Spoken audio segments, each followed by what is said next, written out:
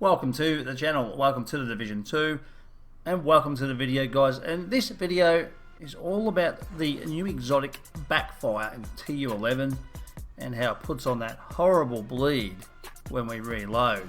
Okay, so I'm running a pretty good Smg build, guys. It's got Bloodsucker as the talent on the backpack, so each time you take one down, it places an armor on kill, which sort of makes up for the bleed from this backfire, and it's also the backfire's got a pretty good roll as well. But obviously my bad is every time I do take down an ad or NPC, whatever you want to call it, I reload. It's just the way I am, it's my habit. And then this thing puts that bleed on, which to me is a bit of a, that was for you, Trent. That bleed to me is quite annoying. It makes me not want to use the weapon. So I've looked into this, I found a couple of things online, and I've made a build that the weapon isn't as strong, but it eliminates the bleed on reload. So there's the bleed there, guys. It's not cool. I don't like it, so let's get into this. Alright, so this build is still in the making, guys. It could be perfected. Okay, so this is the build. You watch what happens. Now, the unfortunate part about the backpack talent is it's not too bad. Some people like this talent. I'm running Adrenaline Rush because on a Seska piece, it is going to be very hard to get the piece that I want and then re-roll what I want with Bloodsucker. So if I do get a good piece, like a DPS piece with Bloodsucker, then it's going to be a major bonus. So obviously this build can be improved. Okay, you can see it's Adrenaline Rush, which means you've got to sort of get close to these NPCs. Not too much of my preference, but you can use that shield and utilize it that way. Also, you can see I'm reloading and it's not putting the bleed on, yeah? So I'm taking them down, reloading, no bleed. Okay, I get hurt a bit here, guys, but you can still see I didn't go down. Okay, with the shield, reloading, no bleed. Okay, this is on heroic. This is a control point that I thought I'd just have a go at. And you can see for yourself, obviously with a shield, if someone comes up on your 6, then you're going to get taken down, no matter what. Okay, so I think I get taken down in a tick, but you can see I was reloading. There's no, this guy come out. As soon as I broke my shield, he come out, yeah. So, I didn't go down yet, and I'm reloading this weapon. It hits hard, it does alright, it's just it could be better than what it is. So you can see what's going on. Okay, there's no bleed on the reload. The only bleed I'm getting there is when I'm being hit by those NPCs. So look, I'll take this guy down. You can see I haven't gone down. I'm nearly going down. The Adrenaline Rush does help with that bonus armor. My preference, like I said, would be Bloodsucker on the backpack. I'm running Unbreakable on the chest piece. Okay, he's done. So let's get into this, guys. There's a few things that you're going to need to do. There's lots of farming that you're going to need to do to get this right.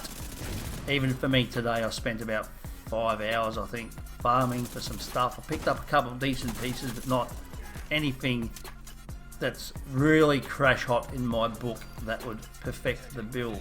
So let me get into this and show you what's going on, guys. Okay, agents. Now, the actual key to this build, before I actually go into it, you can see at the top that it's red, blue, so DPS, more armor, or more defense. Now, the actual key, guys, is your hazard protection and your bleed resistance, okay? So your hazard protection, you want this to be 80%, and your bleed resistance will get to 98.8%, and then you won't get a bleed on the reload. Now it all depends on how you're going to do this, and plus you still want to hit them hard with DPS, or as hard as you can. And this is why I said earlier, it's going to take a little bit of farming, guys, to get this done. Also with that hazard protection that you've got there, you can see everything down here is up to 80%. Okay, so that's actually quite handy to have on a DPS build as well. So the backfire, we all know what it does. It puts a bleed on reload. It's a pain in the neck. Well, I've got a pain in the neck, and maybe that's the cause. But also payment in kind. It deals damage to enemies, adding a stack of 1% crit hit damage and it stacks up to 200 times, so that's pretty darn good. So in saying that, you still want your crit hit chance to be as high as you can get it. Obviously this is at 46%, so it's up there, and it's not too far off, capped off 60. So that's where it caps, guys. If you didn't know that already, most of you do. It caps at 60% anyway, so this is not too bad, 14% off 60. And then what I've focused on underneath, obviously, to get this crit hit damage as high as I sort of can, to get that stack of 200 on that backfire to work good. Okay, agents, I'm going to run through the build very quick for you. I'm not going to go into too much detail, but you will see what's going on. So first of all, I have one piece of Yale gear, two pieces of Sokolov Concern, two Seska, and one Grupo Sombra SA.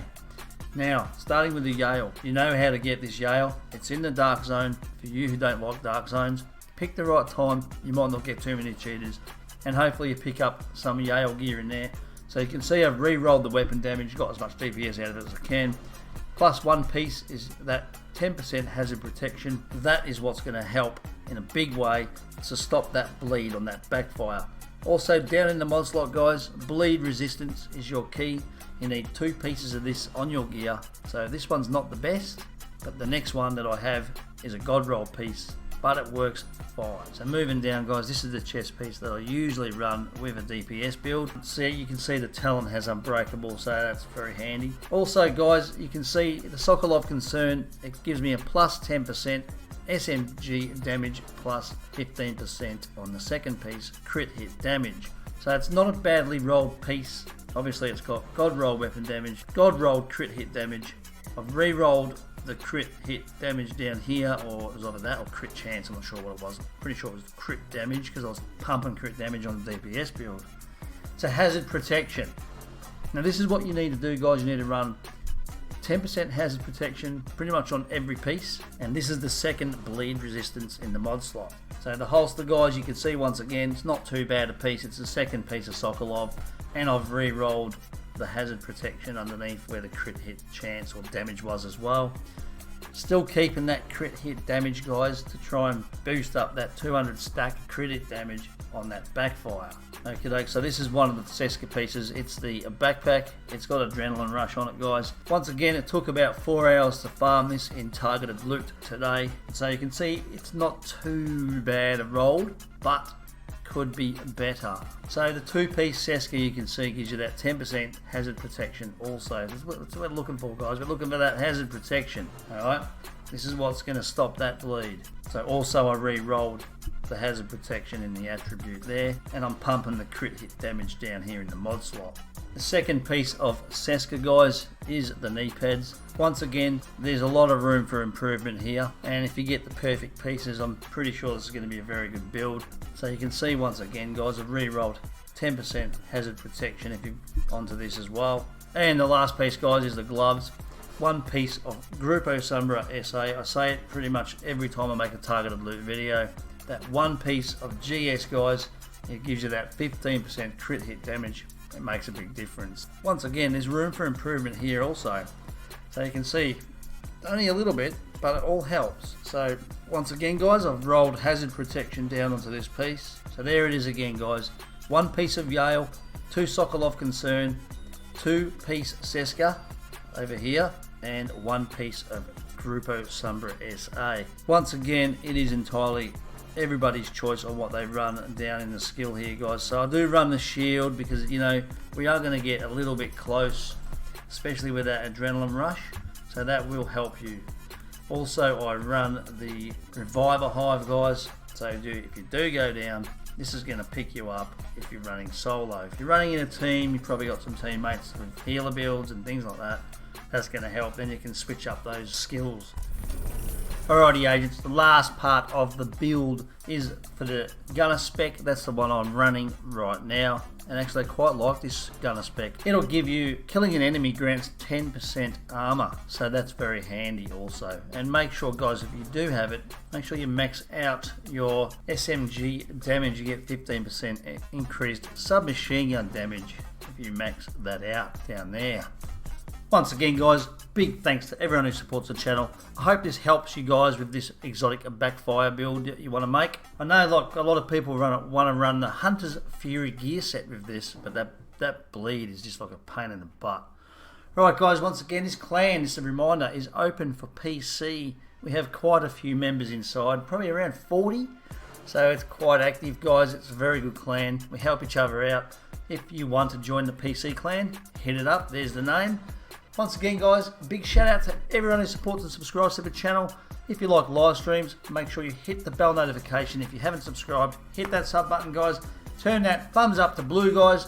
Once again, until next time, stay safe, be well, and peace out from DJ-SAS.